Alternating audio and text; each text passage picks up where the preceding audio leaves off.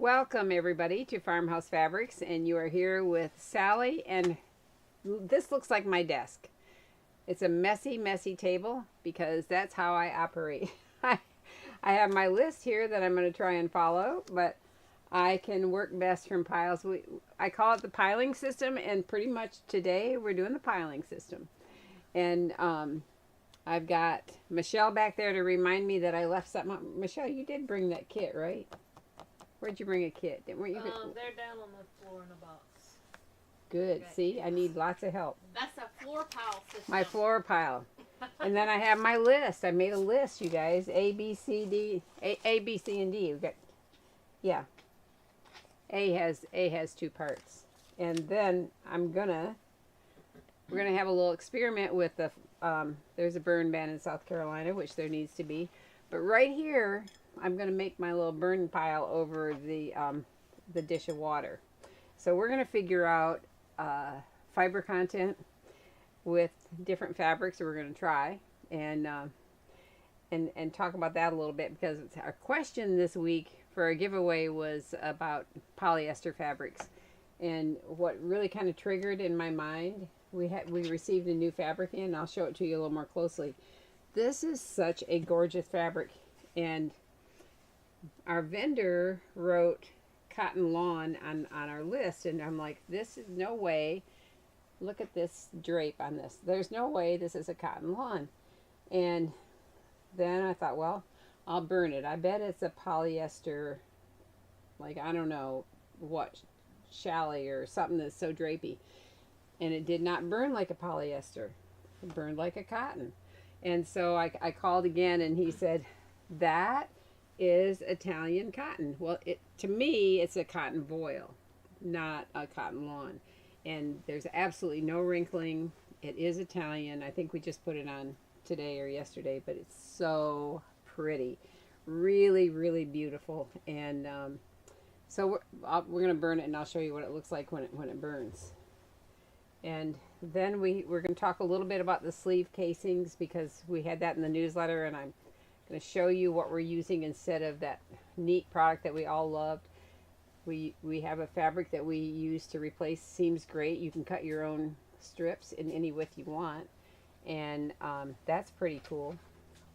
We talk a little bit about lace that we call re-embroidered, and what does, I'm not really great on that, but I think I know what that means, and I'll show you that. And a couple of other new fabrics. And so I'm waiting to see, we have people joining us. And Elaine says she calls piling system organized chaos. That's right. I do too. And if nobody moves it, then I can find it again. But people like to clean me up, and when that happens, I can't find anything anymore. But so when I first opened my shop, probably 97% of everything I carried here was a natural fiber fabric. And the only thing that wasn't natural fiber was Imperial Batiste, Imperial Broadcloth. And we carried those because they're so traditional for smock dresses and bishops and yoke dresses and little boys' shirts and little blouses and things like that don't need any ironing.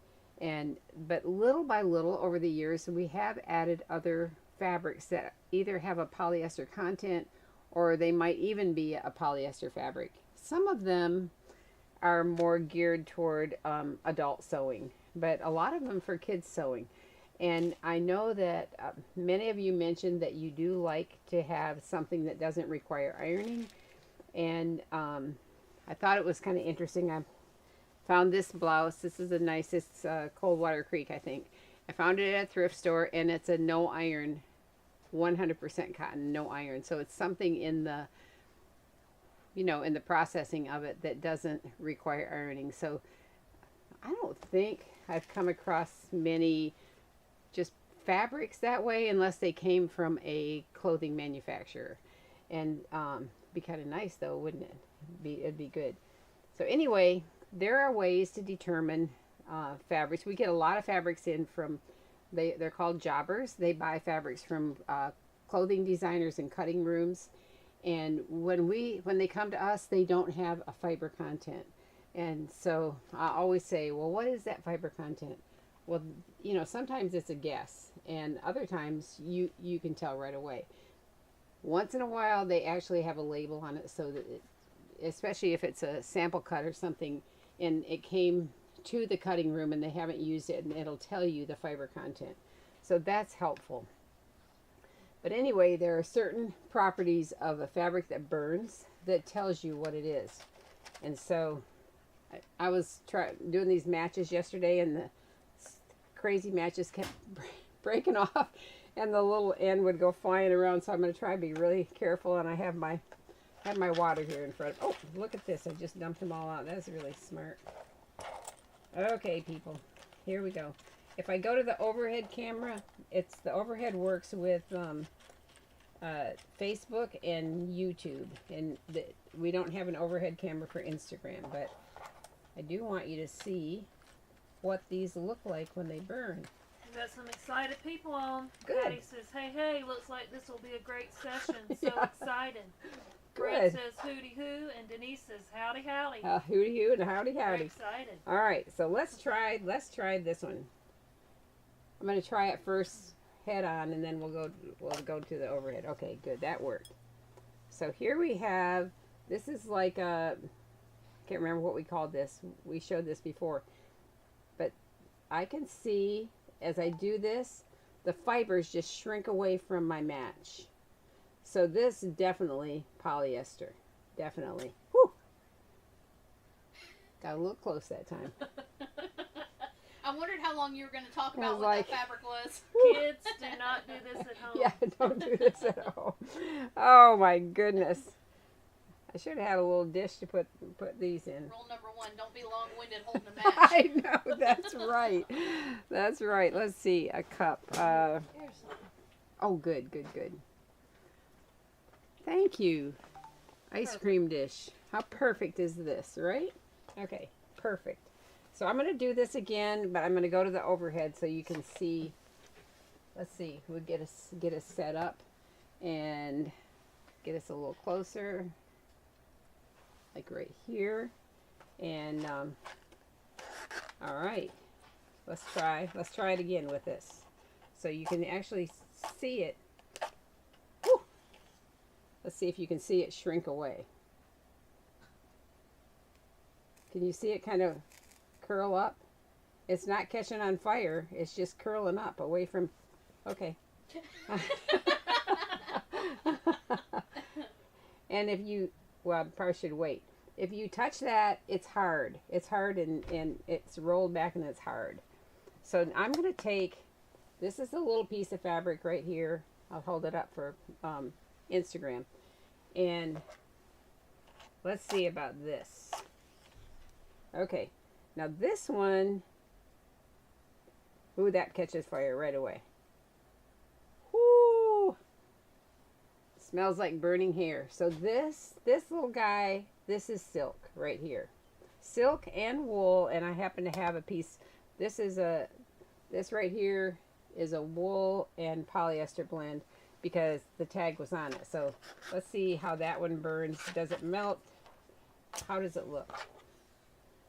So We're going to get you long matches next yeah, time. no kidding. I needed a lighter and I couldn't find it. Okay. Oh, I can smell the burning here, but also it has that property where it gets hard and crusty around the edges. So that's like old people like me. Okay. So this is a blend, but I can feel the polyester in that.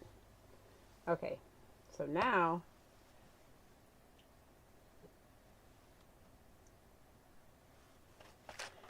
I'm getting messages, but I'm not sure what they are.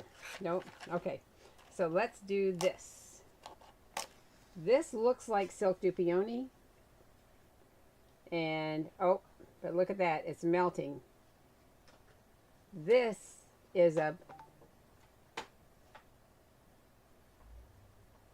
Okay. That's a polyester.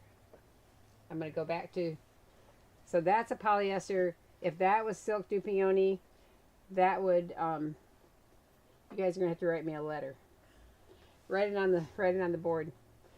And but this is a polyester dupioni. This looks just like silk dupioni, and this color is coming in, and it's going to be fabulous.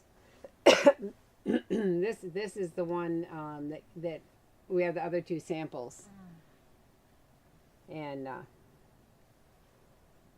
Beverly neat. Smith finally found us. Yay! Oh, okay. So, anyway, let's look at this. This is a gorgeous piece. I think we only had one piece, and Christy put it on as a piece. This is an eyelet. Looks like cotton voile, and I would think this was cotton voile, but I did burn this yesterday, and guess what? This, I think, is a poly cotton blend because it backed it right up right here. This is when the little Sally, do you want to tell them about our new light? yeah, okay, I'm gonna go to the overhead. I'm gonna go to the overhead right here, and can you see that we put a light up because we took suggestions that things were looking kind of dark. This might not be the light we keep, but we're realizing that it's gonna really help you see better. And yeah, so every time we go to the overhead, we're gonna turn that light on and see if we can get all the kinks worked out. So this is a beautiful piece. Look at that. But okay, I bet it has cotton thread because that caught on fire, that thread. But I think the voile is a polyester. I think this was the first one you burned. Carol says when you burn the one you said was polyester, does that mean it's all polyester? This one, the pink, is definitely all polyester because I happen to know that this one is. But yes, this is a polyester, polyester dupioni, and we have sold so much polyester dupioni. It's really been popular, and this pink, this beautiful pink color is coming in, and so it's gorgeous. But then this wonderful, wonderful piece right here, Italian piece. I could have sworn, but he told me, I remember him telling me that it feels like silk, but it's not silk. He couldn't believe it. And I thought, well, it must be polyester then. And so when I burned it, I'll show you this. There's absolutely no, oh, that's not good. That's not good. Oh, shoot. I'm kind of a klutz here, you guys. Okay, here we go. I don't want to be too rough because it really takes off. Okay, so this, I mean, that catches fire immediately. And guess what? All ashes, and no rolling back, nothing hard. And I'm like, that burns like cotton. Okay, I'm going to go back to front on. This burns like cotton. And so I called my vendor and I said, I don't see a cotton lawn in my box, but we had 28 yards, and he said, and it says purple, and so I said, you know what? I think our terms are different because this is a cotton voile. And have you ever sewn your heirloom clothes with voile? Because voile doesn't wrinkle like other cottons. It's crazy. 100% cotton, but it has this same wonderful drape like this. And this is from Italy, brand new. I think it's fabulous. So it's got purples, dark purple, light purple, and it does have a little bit of what, kind of almost a pale lime green in there too. Really, really, really pretty. Really pretty. So there is one I want to test. So this, I'm going to show you this first, and then I'll go to the overhead to test it. Look how cute this piece is. Can you believe I'm buying these kind of fabrics? This is so different from what we used to always carry. But I've got teenage girls and granddaughters. This is a netting stretch with cute pink flowers. How cute is that? Like you could do a sleeve that was fitted and be darling. It could be over a bodice or something like that. Very, very cute. And so this is not going to be very expensive. And the color, when you put it together, I mean, when you hold it out, it looks like it's on a white background, but when you put it together, it looks like pale pink. I'll put it here and show you. Look, okay, I'm going to go to the overhead and show you how this, I wonder if you can see. Does it look a little bit pale pink when you see it in there? I don't know if you can tell. Let me bring it this way. I mean, it's very, very light, but there is a shade of a pale pink background. So let's burn it. I'm pretty sure this is going to be a polyester. Let's try. You know I enjoy doing this. I have fun doing this. Okay, here we go. Here we go. Okay. It's got some shiny thread, so maybe it's got some rayon embroidery. Oh yeah, it's backing up from my... Oh! Because it's such an open weave, it did want to catch fire, but I can see it's getting like hard little balls right here. So this definitely is a polyester netting with stretch. Very fun. All right, I'm going back this way. Anyway, so when you burn silk or wool, it does smell like burning hair.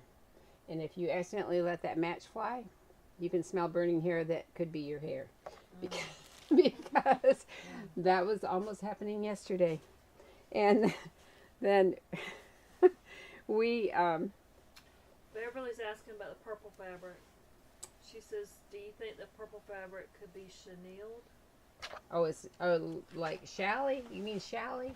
I don't know. She said we make a lovely chenille scarf.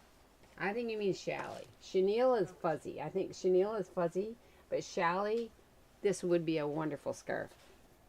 It could be, but it could be. It's lightweight, but it would make a wonderful scarf. Look at how drapey that is. It almost feels like chiffon to me. Yeah, in a way. Mm-hmm. Anyway. It's pretty. It's pretty. Yeah. It would make a good scarf. Mm-hmm. It's really, really nice. I was thinking of making a top for one of my granddaughters. Another piece that came in, you guys, is this. This is just a piece of it. This is so pretty. Pretty sure European import on this one. Cotton with, I want to say these are like sunflowers or something, but they're so cute. And we were trying to decide if it's a black background or a navy. I think navy, but from here it looks navy. Does it? Yeah, I'm thinking navy. It's very, very cute. Like 56 inches wide or something like that. Really pretty. But this one is all cotton. I know this one's all cotton. All right. Patty was eyeing the embroidered bridal fabric earlier. Okay. She wants to know if that's on the website. Patty Robinson.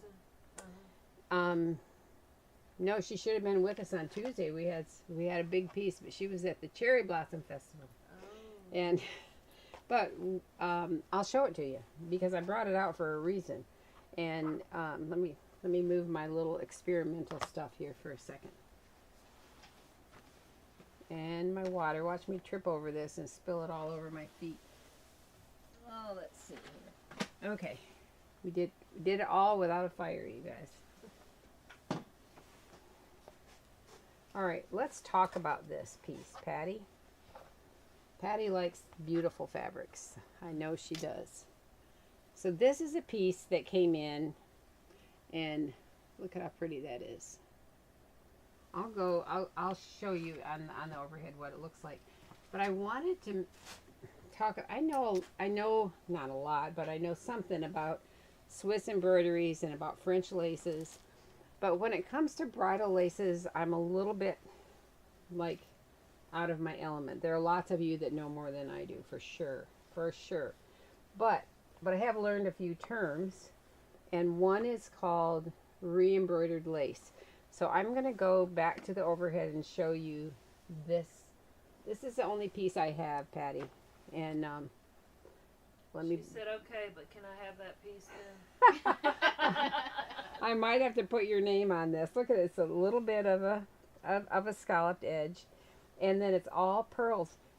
Look at how you can see the stitches that they're hand.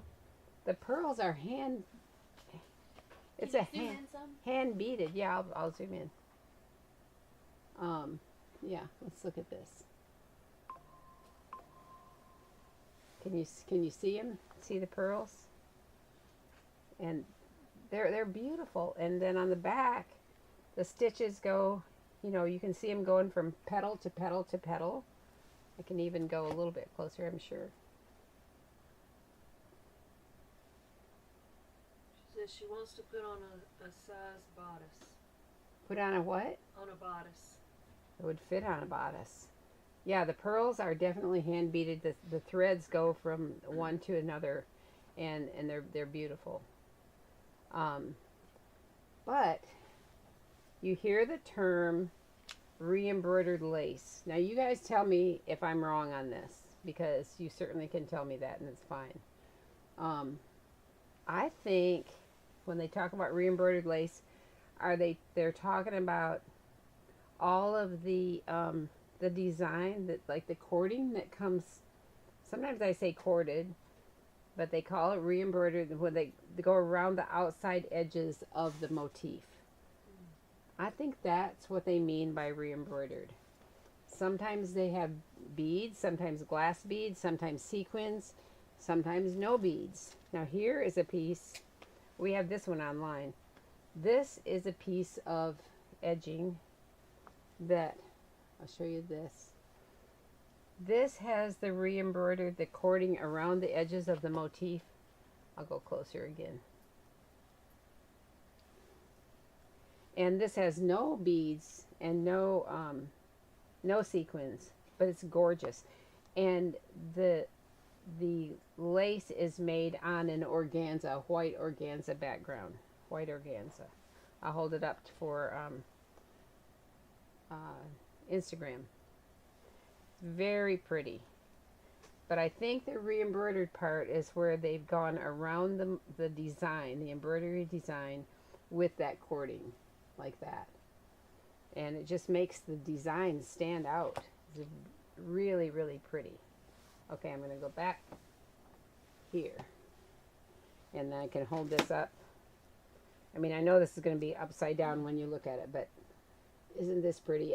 And I'm sure that could go like around a wedding veil. It could go to the bottom of a dress. It could go on a first communion dress. It could, you know, any number of things. It can go on an adult or a child's garment. It's very beautiful. This is a new one that just came in.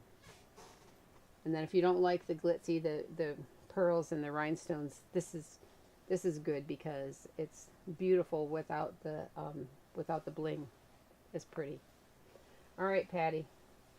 Okay, Patty says, dictionary says embroidered lace is embroidered on a base using a needle. The base varies according to the type. Many techniques use a net, either woven or knotted. The net varies. Woven fabric with threads moved to make a grid. Okay, but when they say re-embroidered, what do they mean? This one definitely has embroidered design, and then I feel like the re-embroidery means it goes around, but I might be way off. It goes around the outside of the motif with that cording, but that's fine if you tell me I'm wrong. No problem. Am I wrong? It's a problem. No, no problem.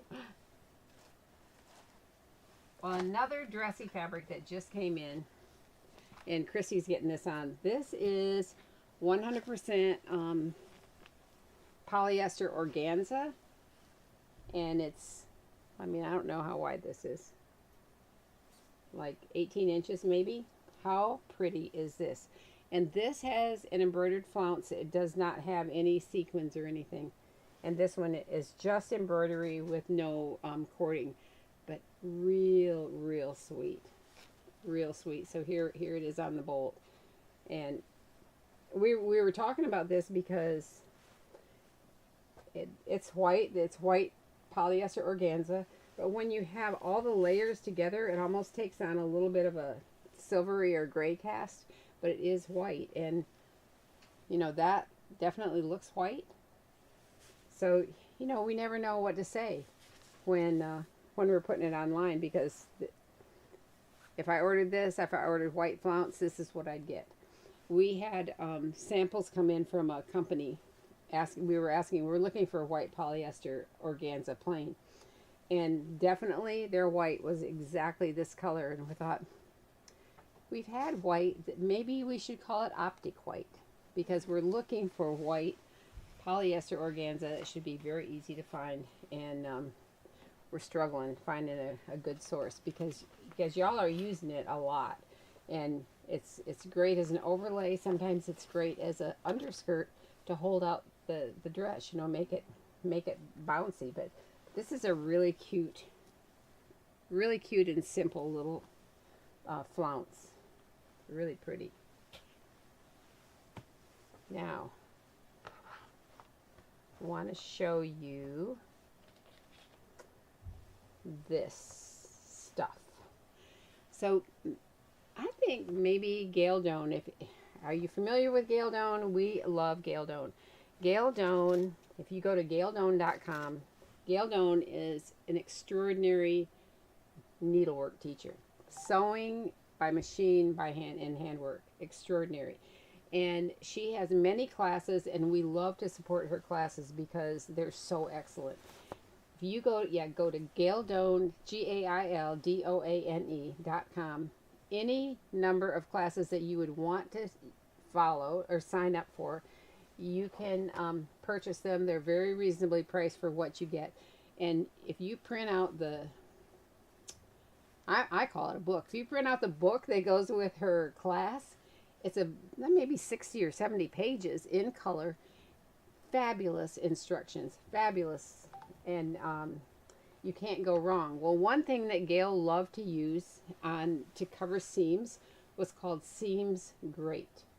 And it was about 5/8 of an inch wide, and it's like a tricot.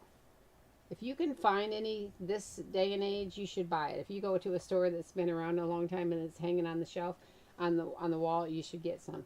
Anyway, they aren't making that anymore as far as I know. And so I've been looking for a long time for a piece of fabric that people could cut. I mean, I was thinking about sending it off and having it cut in rolls, but I thought, shoot, it's not hard to cut this yourself. I just use a rotary cutter and your ruler, and you can cut any width that you want. But this is nice because it has a crosswise stretch. And so if you cut a piece of this, let's say 5/8 of an inch or 3/4, and you pull it around a seam, it forms an edge around the seam, and it covers your seam, and it doesn't add any kind of bulk or itchiness. It's great. Well, I think I saw it in a book or something, where somebody had made a casing for a elastic for a sleeve. They made a casing out of Seams Great. I thought, oh, that is such a good idea. And so that's what I did. I for our Thursday newsletter, I thought, well, let's talk about that, because we have this by the yard. People are buying half-yard cuts all the time. That is going to last you for a long time. And I cut a strip. I looked at my elastic, and I thought, well, that's like, what, 3/8 of an inch. So I laid it out, and I wanted my casing to be just a little bit wider. I'm going to go to the overhead here on this so you can see. All right. I wanted my casing to be a little wider than my elastic, and so then this doesn't fray, and so you don't have to turn your edges under. And so then I just sewed the casing down across this whole piece of, like, pretend this is a sleeve, right? I sewed the casing down, and then I used my bodkin, which I put away now. Use the bodkin to thread this elastic through, and I secured it at one end with a pin, or you could even stitch over it. And I wonder what she's bringing me. Fresh off the truck. Oh, the truck came in. I just had a sample. Oh, I love that. Yay. Okay, we got something good to show. Anyway, it makes a wonderful casing for elastic. And so depending on whatever width your elastic is, you can cut your, I call this fake seams great. You can cut your fake seams great to fit your elastic. Isn't that neat? And then it doesn't add any bulk. You don't have to go around and look for bias tape. You don't have to like make your own bias tape to make your own casing, press your edges under and do all that. You just cut a strip and sew it on. It's so fast. And then this morning I had another idea. I'm going to back it up just a little bit so you can see what I'm talking about. What's that pattern, Michelle, that we have a kit for with the elastic that goes around the middle? Lottie. Lottie. What if, and how many rows of elastic does it have? 3? I think it's 3. What if you cut a piece of this fake seams great Yeah. and pinned it to the inside of your pattern piece, and just with your blue marker in your ruler, which I have out here somewhere, you drew your lines, you know, all along. You drew the line, and then you sewed, you know, you mark whatever, you mark your lines, and then you sew on those lines. You can leave this whole piece on the inside of your garment, and it's not bulky. And all you have to do is just thread your elastic through those lines. And you don't have to like pin down the bias tape. You know, I just see that as really fast. And this is very inexpensive fabric. And so you could cut it to fit your bodice piece and sew your casing lines and just thread your elastic through. And that would be so fast. So, anyway, did that make sense? I don't know if that made sense. Yeah, they're asking, if I order that, do I order fake seams great? What's it called? I'm trying. It's like, what do we say? Like, make your own seams great. I can't. Emma will I put the link on the. There's a link to it. We call it a nylon blend, and it says perfect for making seams great. Yeah, perfect for making seams great is what. Yeah, this is our fake seams great. Maybe we should change it to faking seams great. You know what? We should change it to faking. But I love the stretch, because with the crosswise stretch, and if you cut these crosswise, and then you pull it, it folds a certain way, and it'll fold like around, like if you want to use it to cover your sleeve seams, it'll fold around it, and then you just top stitch it on. It's awesome, and it's not itchy, it's not scratchy. And it doesn't add any bulk.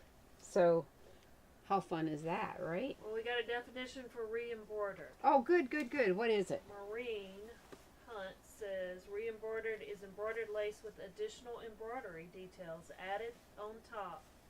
This is per Mood Fabric website. Yeah. Oh, Mood has great definitions. Yeah. So that would be this with that embroidered cord around the edges. So that would be re-embroidered. Okay.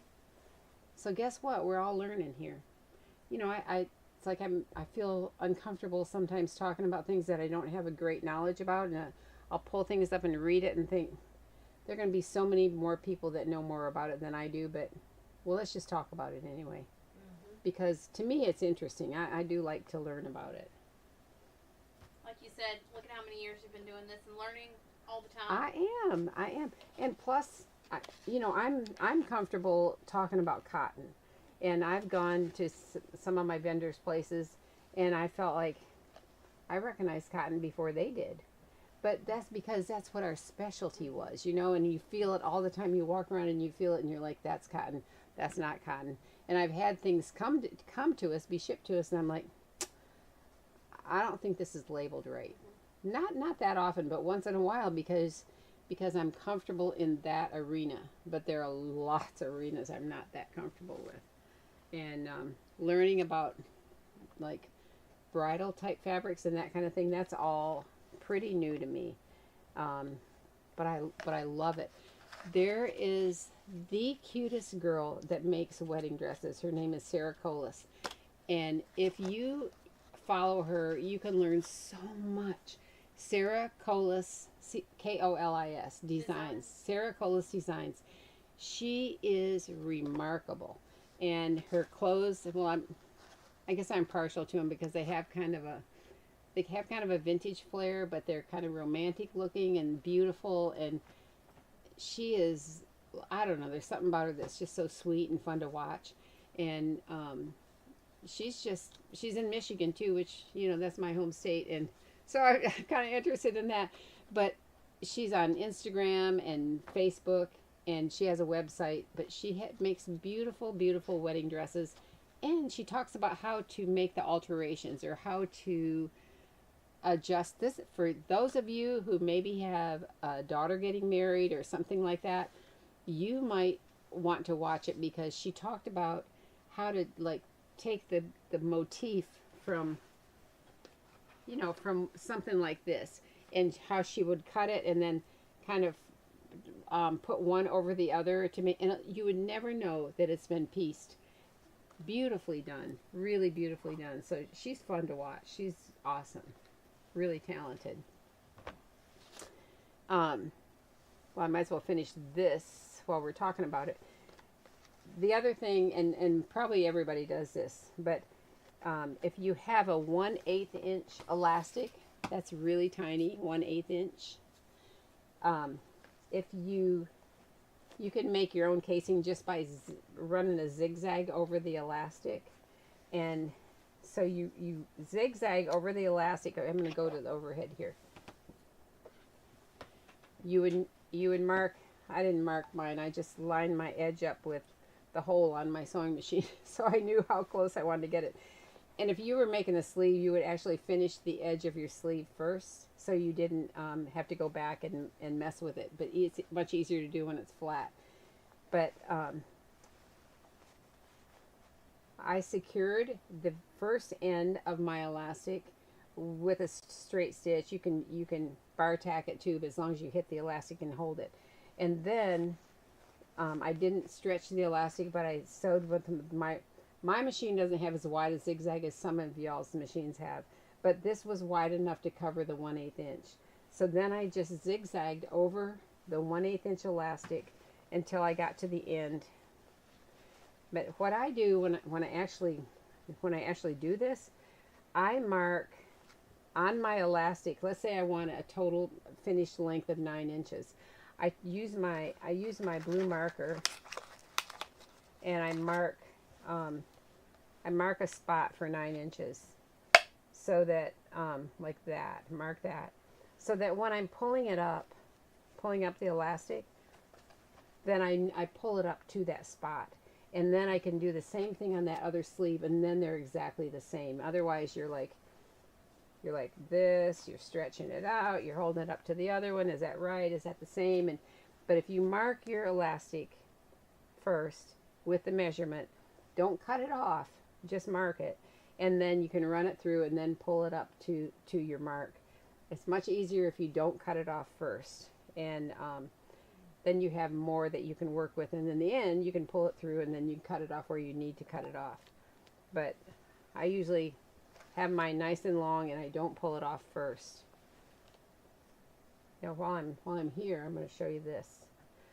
I'm going to see if I can get closer. There are braided elastics and knitted elastics. So this, I wonder if you can see the holes in this. Can you see the holes in that? I don't know. Looking for something dark to put this on. Maybe you can see in that. Knitted elastic has holes. When you spread it apart, you can see the holes in it. And braided elastic is made completely different, and there are no holes. You stretch it out, and you can't see the holes. And actually, it gets skinnier. Braided elastic gets skinnier when you stretch it out. Knitted elastic keeps its same width. It stays the same width, but it the difference, and one thing you can do with knitted elastic is you can actually stretch it and sew over it, and it has good recovery. Braided elastic, if you sew through it while you're sewing, it does not have good recovery. But knitted elastic, you sew through it because it's got those holes, and it has great recovery. But see, it stays the same width when I stretch it. But braided elastic gets much skinnier. So that's another way you can tell. If you have a really wide knitted elastic, you actually can cut it. You can cut it like up the center, and it doesn't fray. Can you believe that? You can cut it in half and use it as, like, this could be two 1/8 inch pieces, and it doesn't fray. But braided elastic with a wide piece, if you cut that, it'd be like, boom, it'd be a mess. So they both have their purposes, and they're both great, but they also have characteristics that are really helpful. You know, we've been having a lot of fun on Tuesdays, and so we walk around here and we're like, what should we show? What should we show? And y'all's response has been amazing. And so I know, I mean, a lot of times we try and sell things and give you a really good deal. And so for me, I love it that you might be buying it for yourself, or you might be buying it to resell. That's great. However, whatever you want to do with the things that we sell, that's fine with us. So if you're able to resell it somewhere and make a profit, I say go for it. That's fabulous. So don't ever worry about us having a thought about that one, because we encourage it. So we have, I'm going to show you something from Fabric Finders before I show you this new fabric that's so cute. Fabric Finders has these, look at these cute seersuckers. They call them seersuckers. But we've sent seersuckers off, and it's not just from Fabric Finders, but it seems like so many of the vendors these days that do seersucker, they don't have puckers in them like they used to. You know, if you're old like me, you remember seersucker having real pronounced puckers. Really, I'm looking around to see if I have something that's. I was gonna say, one of the pieces from our giveaway, and that was a poly, but still. It had real pronounced. Pucker. Oh, is it in our thing today? Mm-hmm. Let's see what I do with it. I see our oh, here it is. Here it is. Oh, yes. For instance, you can see pucker, these puckers a mile away. Can you see them? Oh, I can go to the overhead, right? Let me go to the overhead, guys. I'll tip it so you can kind of see. Yeah, you can see it sometimes when you tip it and see shadows. Do you see how pronounced those puckers are? And so that's called seersucker. It's something about the weave that's called seersucker. So it doesn't mean how many puckers you have. But we love these new pieces, and they have that, like the vertical line weave, but you really can't see it a lot. But you can see that it's textured. And so we're calling it minimally puckered, or we're going to call it plissé. I mean, we're calling it plissé / seersucker. Same with this adorable piece. You can see the lines in it like this. And it's named seersucker from Fabric Finders. But when you see it on our website, we might call it plissé. Plissé has little bumps all over it. And look how cute this print is. I mean, so adorable. So anyway, plissé, seersucker. To me, it doesn't matter that much, because this, I know when you wash and dry it, it does pucker up a little more because it's all cotton. But anyway, it's cute no matter what. And we're delighted to get these in. So what do you think? You rather see lots of puckers or not as many puckers? Or does it matter? That's what I want to know. There's something about seersucker that it holds the fabric away from your body at in the summertime, and so it's cooler. It's cooler than something that's kind of sticking to you. You know, you're like, "Whoa, this is hot. This is hot." And so with seersucker, like you can make a baby blanket, and it's like floats over the baby, and it's enough to keep the breeze off of a baby, but it doesn't make them hot. I think these lightly puckered things would be very cute that way. You ready to see this new fabric? I'm excited about this new fabric. This is a Swiss piqué. The truck came in while we're down here. Oh my goodness, this is so pretty.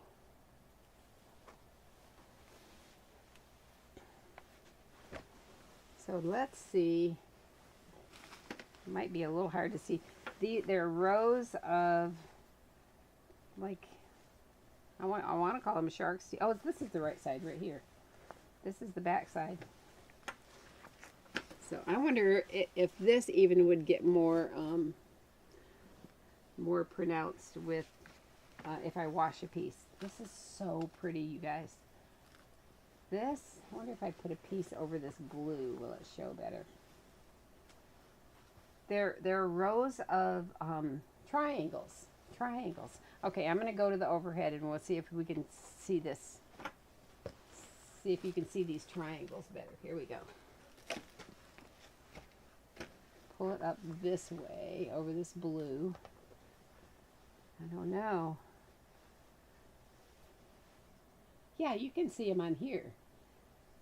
This is such a beautiful fabric. So not super heavy.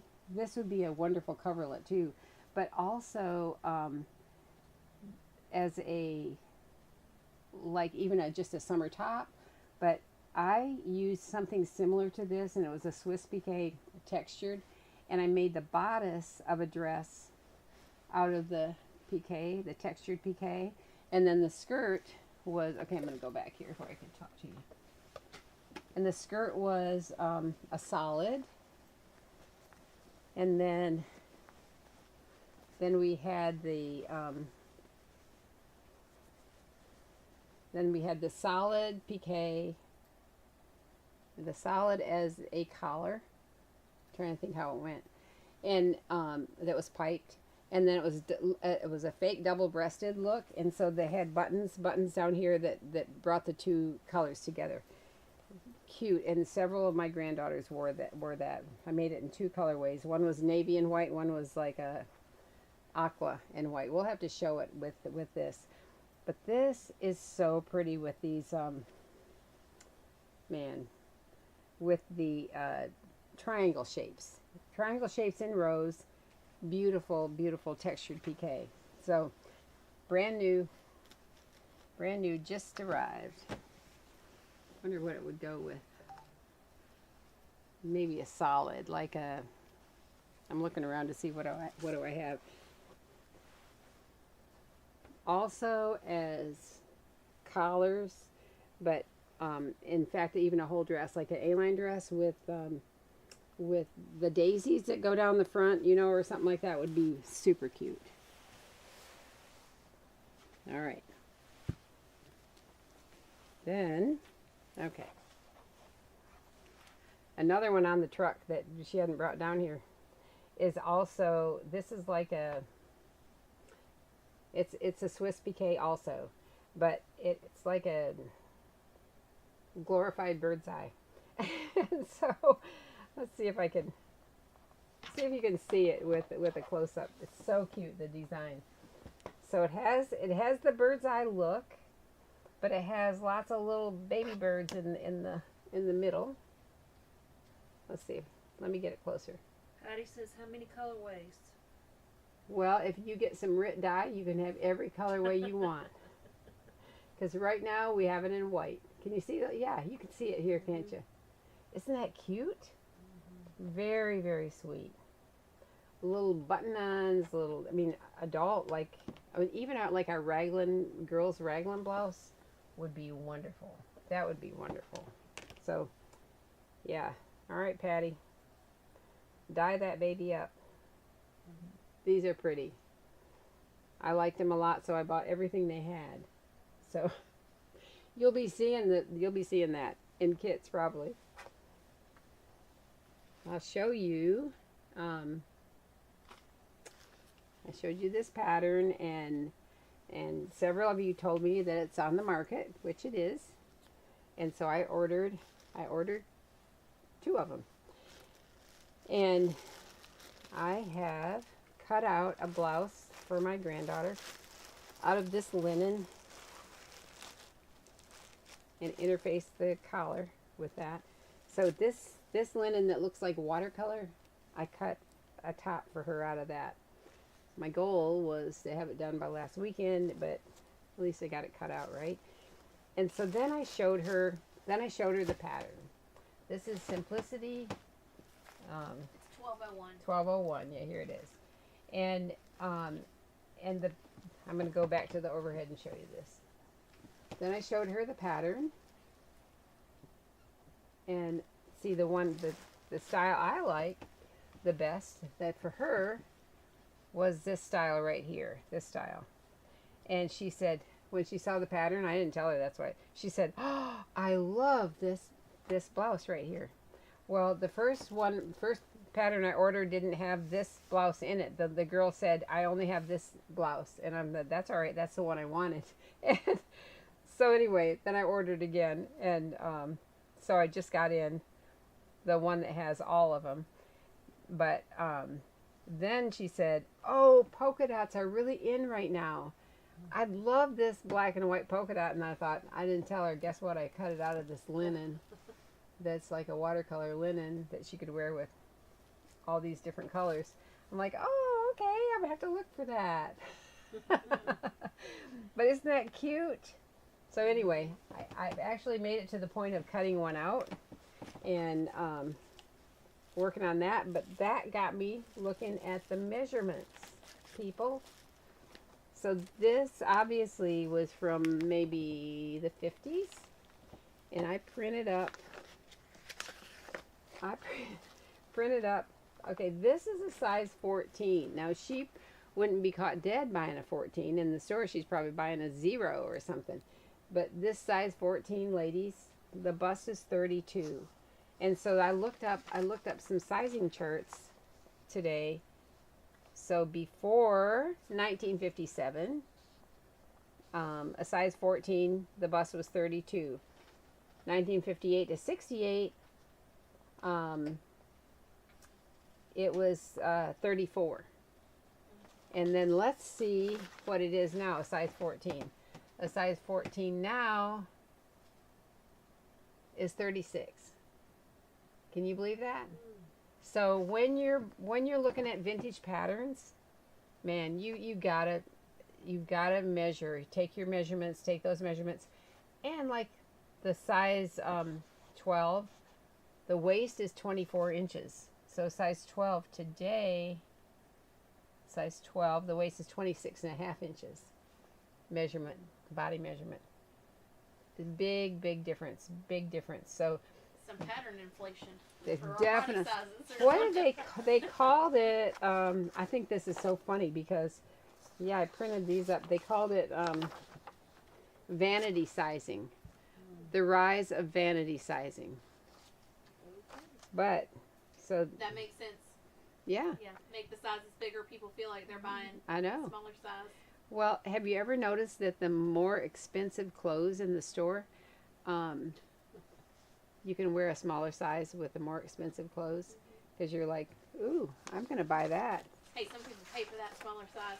Well, I'm only this size. That's right. Look at here. I'm a size 4. Anyway, I think it's so interesting because I love using vintage patterns, but I really need to take Emma's measurements again and have her try this on.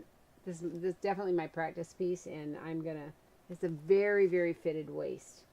And so she's got a tiny waist, but I don't think that, well, I know it's not as tiny as a, it might be, her waist might be 26 and it looks very small. But remember when everybody acted like the best measurements in the world? That had to be Barbie time, you know? 36, 24, 36. Is like I've sewn for a lot of people, and a lot of people that are very small, and they did not have a 24-inch waist and a 36-inch hip. They did not. It was always bigger, and so and they looked fabulous. So don't get in your mind that it's got to be that, or it's going to be horrible. Addie said, Sally, they wore girdles. You know what? And corsets, right? You're right. You're right. I got to show you these cute little kits that Michelle made. Perfect for going into all the summertime. And they're all by the pattern Franny Baby by Children's Corner. Look at how cute this little baby, Franny Baby by Children's Corner. And so I am going to go to the overhead so you can see these adorable kits. They're ready to sew. So Franny Baby, I'm going to back it up a little bit. We have Little Miss Daisy with the polka dots and stripes. Look at that. Sweet. Pink rosebuds and the rosebud top. And Little Pinkie Pie. I love Pinkie Pie. I love the name. Pinkie Pie, the sweet, sweet pink back here, and an eyelet for the top. So 3 months to 24 months. Franny Baby pattern. If you have it, then the kit is ready to go with everything in it. So cute, isn't it? Yeah. Stephanie Dabb says 24-inch waist fits the size 6 little girls I sew for. That's incredible, right? Man. So, and I'll show you one other new thing that we got in. The Wendy Shane has, somebody said reprinted, but I feel like she printed it. This book, Mastering Shadow Work Embroidery. Wendy Shane is such an artist and a great, great needlework woman. And so there are cute patterns in here for the for both of these outfits, and wonderful color instructions for shadow work design. This is a beautiful book. We just got it in this week. And a lot of you have taken classes from Wendy Shane over the years, especially at the Martha Pullen School of Art Fashion, and she taught there for many, many years. So I'm sure she might have taught her shadow work embroidery class to you. Very, very excellent. So I didn't think I had anything to talk about today, you guys, but I guess I did. Yeah. Anyway, let's have a drawing. Let's have a drawing and see who wins our little prize. So we have, especially people love the Judith Dobson pattern that's in this. So beautiful. So beautiful. This is definitely well used, but the pattern's in there, which is awesome, and then all these little fabrics here. So, all right. If you live anywhere near Beach Island, the Augusta area, Aiken County, anywhere like that, the youth from our church down here on Church Road at First Baptist having a fabulous yard sale tomorrow. And I was watching, my son is in charge of the youth. You got a name over on the side to fill out if you want to where is it? Where is it? Yes, I do. Oh, and so he was, I put a video on my Facebook because he was telling him how to price it, and it's like, man, I want to be the first in line to shop. Mm-hmm. He says $1, $1, $1, $1, $1, $1. But they go on a lot of excursions and stuff, and so there are some really, really nice things. And so if you are anywhere in this area tomorrow, it's supposed to start at 9 because he did not want to wake up and get there at 6 to get things set up. He's works hard all week. He's the one building my house. And anyway, I asked him, was he going to keep people away? And he said that he had security. And I asked who the security. Well, one is my little grandson. You know, it's like Elijah's security, and another kid his size, their security. Good luck with that. Yeah. All right, people. Thanks for joining me, and let's see who won. Okay, this is Debbie West. Debbie says, it doesn't matter what the fabric is. I will sew on any and all fabrics. It just depends on what the best fabric is for her project, and she loves to give away. Thank you, Debbie West. Really appreciate it. And we will see you later. Actually, we'll see you Tuesday. Come and join us for Tuesday's Treasures.